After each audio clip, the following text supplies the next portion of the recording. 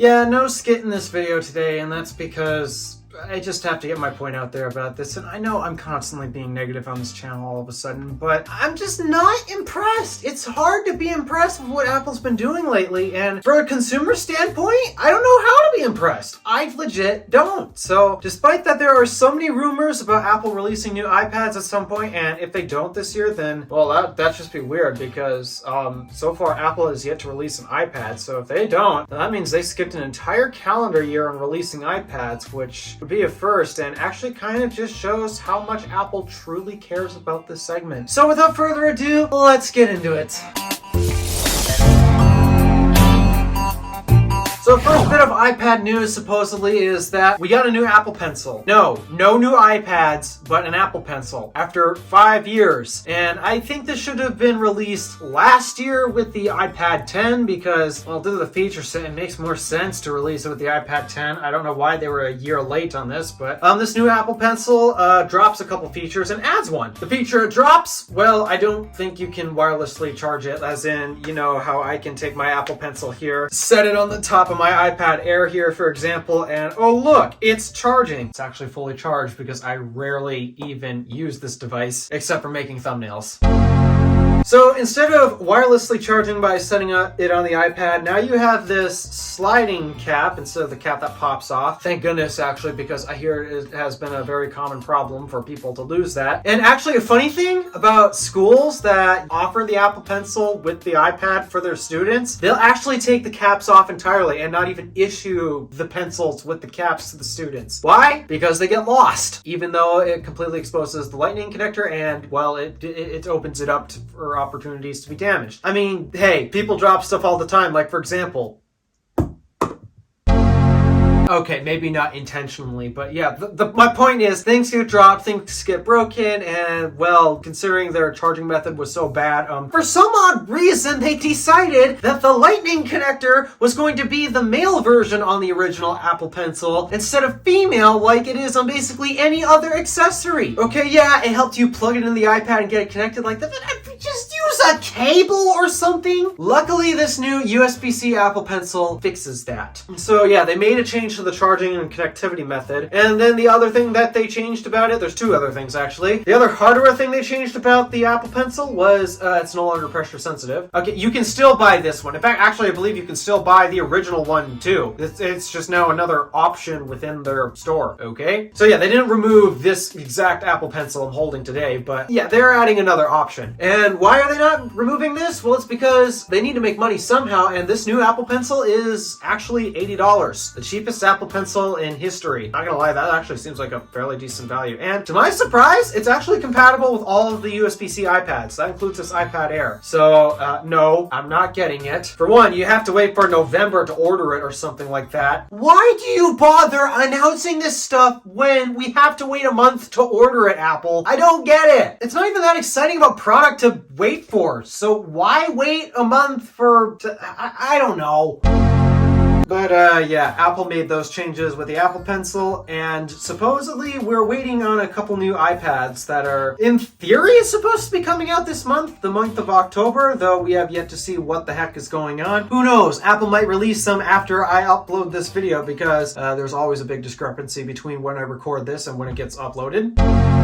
So who knows? Maybe these theories and all that should be taken with a huge grain of salt because they're gonna age like not so fine milk. But yeah, we are definitely a little overdue for some iPads, and actually of every generation. We haven't had anything released this calendar year. The iPad 10 came out last year. Usually they release a new iPad every single year, but as in budget iPad. I hate their naming scheme. But yeah, I don't know, iPad 11 or something, or a price reduction on the iPad 10 because it is 100% not worth $450 no matter how you look at it. It's also been a little bit since we have actually seen the iPad mini get an update, so perhaps the iPad mini might get an update this time around. I have no clue what chip they'll put in it. A16, A17, who knows? Maybe even the M1 chip, because evidently we can get iPad Airs with M1 chips. Despite that, I have no clue as of why you would need an M1 in an iPad, considering what you can do with it. There's also the potential of iPad Pros but I mean, I wouldn't really think so because Apple has to put a new chip in whenever they update the iPad Pros, and at the moment, M2 is currently the latest generation of the base M series chip. Unless Apple plans on putting the M2 Pro in the iPad Pro, would they? I don't know. If there were iPads to be released this month, I would expect a new budget iPad because we usually get one every year, as well as an iPad mini because it's been a minute since the iPad mini got a release. Like, 2 years. So yeah, I guess that thing's a tad overdue for a little update. Meanwhile, everything else,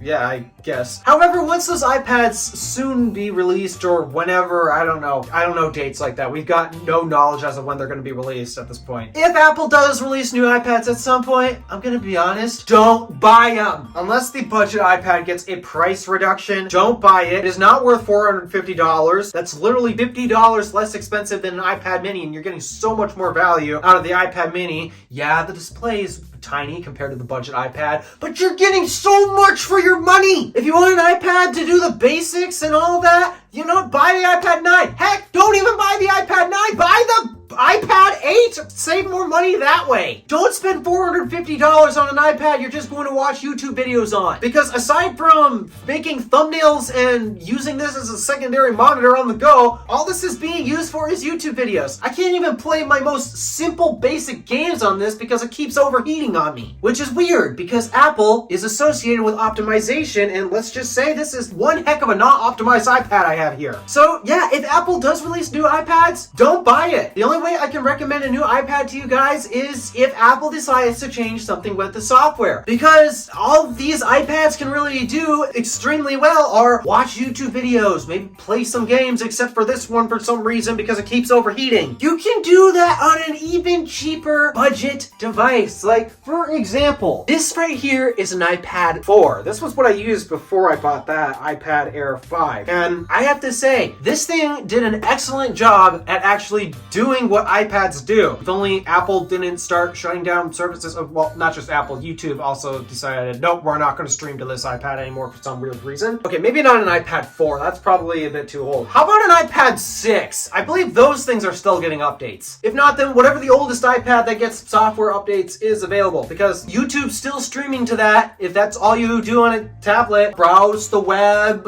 watch videos on a bigger display, maybe play some games here and there that aren't entirely intensive and all that. Any iPad can do those things. You don't have to spend $450 on whatever this iPad 10th generation thing is. Too expensive for a budget iPad. The iPad mini is a better value. And $500 and up, you kind of want the device to do a little more for $500, and I know it's capable of doing more because Apple put amazing hardware into it. But because the software basically limits this amazing hardware to watching YouTube videos and playing some light games and a little web browsing here and there, meanwhile you can't really do professional things. Like, this tablet here has an M1 chip in it, and I can't edit videos on this because there's nothing professional to do it with. I'm dead serious. Like, Final Cut for this thing?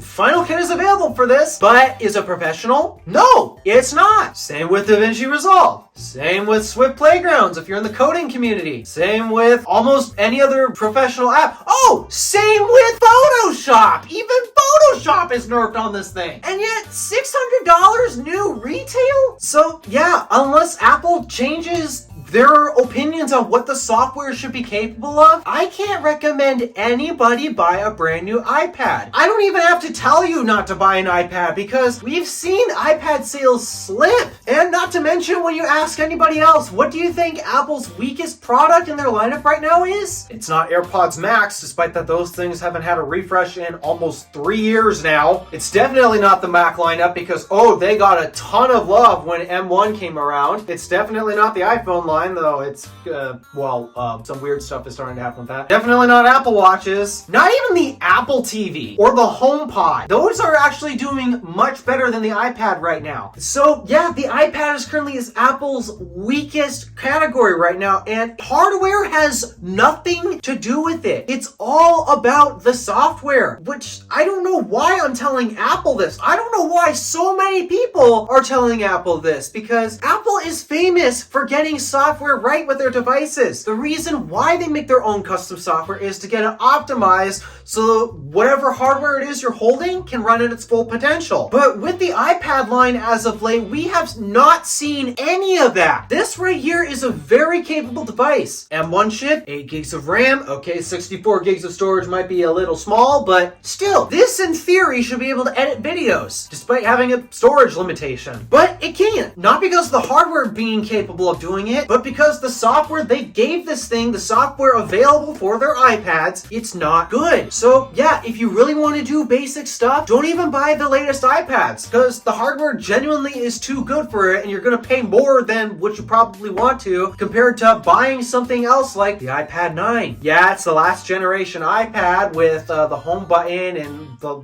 last generation design and such. But if you're generally doing basic stuff, why would you care about what it is you're doing it on? You just want a device that does it okay, and that budget iPad does it okay. And the problem with all of these more expensive iPads is they all do those things okay. But anything else, no, the expensive line won't do professional things okay. So yeah, Apple, if you release new iPads this month, I'm not gonna care. I'm not gonna tell people to buy them because this is ridiculous. iPad OS has been nerfed for far too long, and honestly, I still have to remind myself why I have this iPad Air here. My biggest reason is because I actually prefer editing photos in Photoshop on this, despite that I know Photoshop is less capable on the iPad, and also this makes a great secondary monitor on the go. But other than that, I keep debating just selling it, to be honest. I really don't have much of a use for this thing. So there's my thoughts on future iPads. Thank you for watching. Do me a favor and interact with the stuff below. My name is DeWolf, Random Alpha, signing out.